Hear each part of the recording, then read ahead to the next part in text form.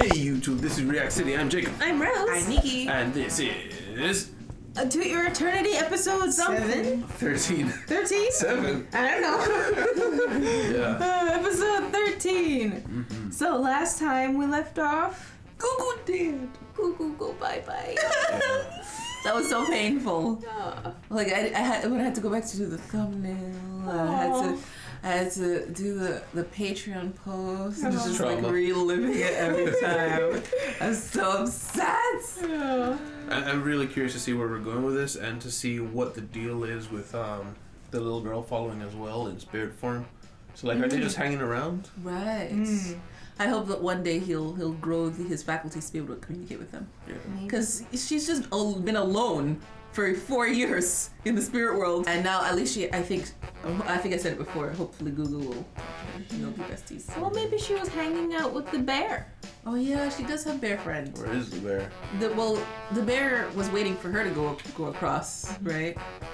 There's like a tag system. That last one in like tags you out. You go to the next level or something. Oh. But just the bear there. And That's Joanne went with the boy. true. Yes. Yeah, he did. And we don't see them. Yeah. So maybe we'll learn more about it in this episode, guys. Remember to hit the like button. Remember to hit the subscribe button. Also check out our Patreon in the description to see these episodes a whole week early, as well as the uncut version of these episodes. And also remember to check out our merch shop in the description. Let's get into the show.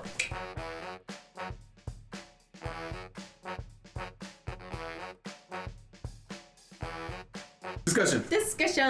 That was fun. Yeah. Started off sad, but yeah. We started with like the sad boy arc where he was just walking for 4 days, Trying to process. trying out faces. Yeah. Yeah. As he's trying to solve the emotions he had inside. Yeah, it said he's gained something he never had before, which is hinting towards some level of sadness, like just Emotion. sitting in the background. Yeah. So the faces was he's trying to get it out, but it's not leaving. You know? Yeah.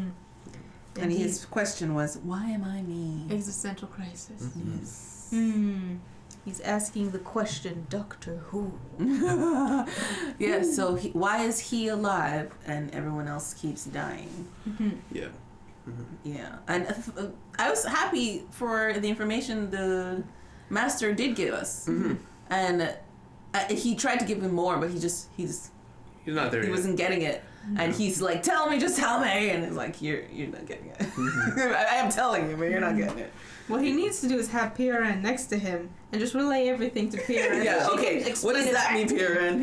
Yeah, exactly. She's just like, you're in the Matrix, Neo, wake up. I'm happy. I was happy. I'm sorry it ended so quickly to have Piran by his side because she just like what she said to be his walking stick. She's perfect for that, to help him to grow, because she helped him to get to the mostly articulate version of him that he did before he met Miguel. She prepared him to be able to begin preparing. Yes. And it's just a funny aside to me that for some reason there's a lot of animes that have this thing where the worst of the worst are put in this place. The only way to get out is to win through some trial via arena or combat. And it just kind of seems like it goes against what you're trying to do with the whole prison thing by the best prisoner gets to leave. Yes. The person who's the best at murdering? You're proving your worth to the world. You're safe to go outside. Yeah, I don't know. Makes no But sense. from the way they were talking, perhaps it was something more along the lines. She said wish, so maybe you get to ask something. Yeah. And most people would probably ask for freedom, but maybe there's something else they can ask for. Right. Like maybe if they, for example, the way Fushi was taken in was with Pioran and they separated them, so it could be that like you could ask for freedom for someone else. Yeah. Or like let's say a family came by and they took the whole family, something like that. Yeah. This girl is. I really don't like her right now, but I'm pretty sure it has. She seems kind of cocky, like what she did wasn't bad, but at the same time, I feel like it's her way of surviving. Like she's keeping someone safe by trafficking people and being a hand for them. Yeah, it's just like I'm sure she has a good reason for why she did it. It's just the order of events that we were shown of what was happening. Like she comes to the line to save him. Like what the hell? Yeah, that doesn't make sense either. I'm sure she has a reason for doing it. Not necessarily a good one. Yeah. But did I say good reason? Yeah. She has a reason behind what she did. I'm with you on that. Yeah. But I just, the way she's got that cocky smile and you put him in this bad situation. And doesn't want to admit that there's something wrong. Yeah. Just it could turn be the face. Yeah. Yeah, it could be that she's they're being watched or something, but that doesn't make sense because he was like there and they came and found him. Like, I don't know. Yeah, and if it was like there was a quota she needed to meet, she broke him out anyway later. So then I guess it wasn't a strict quota. Right. So like, what made her see? Hey, look, an old woman, and a boy. All right, let's get on this ship. And Pura, like you're saying, how the hell did she fall for that? Yeah. Surely she'd have known there's something like this in the area. She lives here, right? Yeah. I don't know. She was too chillaxed. Yeah.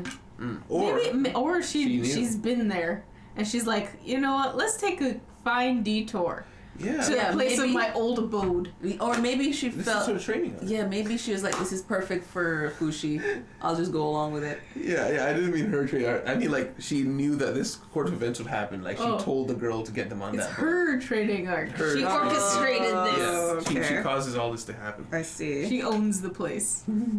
I like how Fushi calls the master Black Thing. He Black Thing. Where's Black Thing? So funny. He really doesn't like him because he hasn't articulated the fact that, you know, wherever he comes, trouble seems to show up. But it's more like he doesn't want to accept what he's been brought here for. It's like, I hate you, Dad. Go away, kind of thing, you know? And the only driving force he has that, well, not really his driving force, but the thing that he has been told to live life for is it's your life, you make it what you want. And then you got the contrast and match, like, no, you're made for this. It goes against everything he's been told by the people he trusts. Yes, that's true. Yeah. That makes sense. He's like, I don't want to run the family business, Dad. I want to be free. I'm an artist. I liked the master's description of the knockers. Yes, I like to do. Yeah. And it brought up an interesting point. I don't know who said it. Dude. Yeah. Is he the world? That would be amazing. Because I was like, soon I won't be here, he had said at one point. And you're going to have to deal with these things by yourself. And I was wondering, is he talking about, like, inevitably he's going to no longer exist, or the world that he's trying to save may not exist? Because Fushi is immortal. He can't die. He might lose and exist just as an orb, but he might still exist, you know? Whereas if he were the world doesn't exist anymore. I don't know. Just trying to think through it. Well, we do get glimpses that time is moving. Like, we see the industrialization of some areas slowly. Like, that might not be the main big point, but I think it's kind of this feeling that the world has that things are changing and things are dying off, maybe. Like, the bear died, stuff like that. So, Fushi was sent to record because the world realizes that there's some things that are leaving and they're not coming back. And the world is all about life. So if life is gone, like Piaran is saying, it's truly dead when no one remembers it. No one remembers so it. Fushi is the ace up his sleeve in making sure To they never record die, everything. in a sense. I just had a theory. What's that? What if he's recording all these people that are dying, and then the ultimate end of this series, he brings them all back because they're in his mind, in his memory palace. I was thinking something like that too, because we see these spirits walking around behind him. They're not going away. They're not going away, but not just that. If he can make the body, it's limp and lifeless, but it should be a perfectly functioning body. Yes. So couldn't they go back in their body? Right. He is the same scum. Yeah. It's a gaming term. Okay.